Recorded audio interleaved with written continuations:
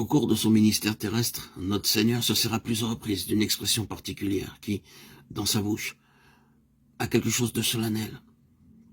Par son retour périodique, elle souligne et ponctue, de loin en loin, les différentes étapes qui le conduisent à Golgotha.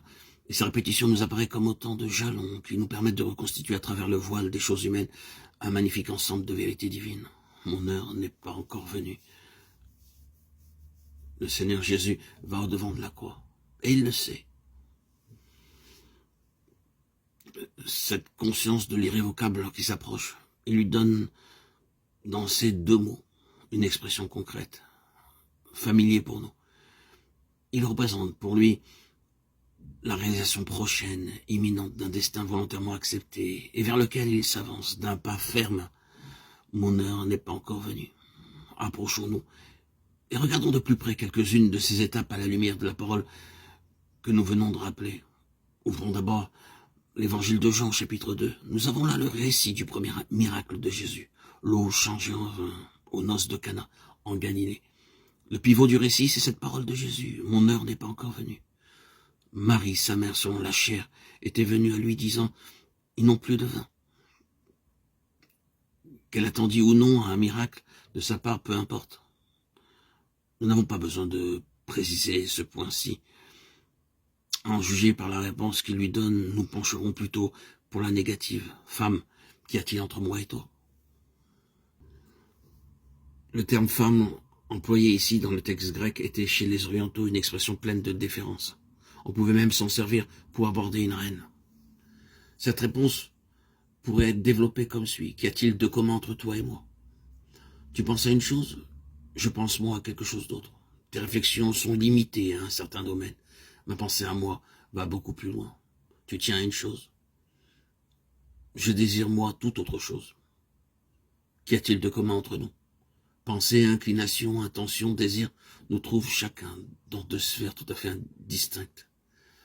Cette réponse, dis-je, est très frappante, très suggestive aussi, comme il ne fait pas de doute d'après l'original que c'est bien là le sens qu'il faut lui donner. Nous ne pouvons échapper à la conclusion que Jésus avait à ce moment-là quelque chose de spécial à l'esprit. Une pensée bien définie, une idée arrêtée, une intention claire et nette. Ce qu'il se préparait à faire, l'événement qui allait se produire, avait dans sa pensée une signification qui dépassait infiniment tout ce qu'il pouvait y avoir dans la pensée de n'importe qui d'autre. Il n'y avait en réalité aucun rapport, aucune comparaison possible entre ce à quoi tous les autres pensaient et sa préoccupation à lui. Il avait quelque chose à l'esprit qu'ils ne pouvaient, eux, ni discerner ni percevoir. Qu'était-ce donc? Si l'on se souvient qu'il était au début de son ministère, si l'on réalise que ce fut là la première manifestation de sa souveraineté comme fils de Dieu, on est déjà sur la voie. On se rend compte qu'il y a là de sa part une intention positive de donner à ce premier acte une signification tout à fait spéciale, nettement distincte de tout ce qu'on pourrait supposer.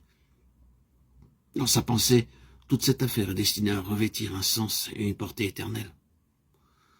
Autour de lui, personne ne s'en doute. Mais il sait ce qu'il veut.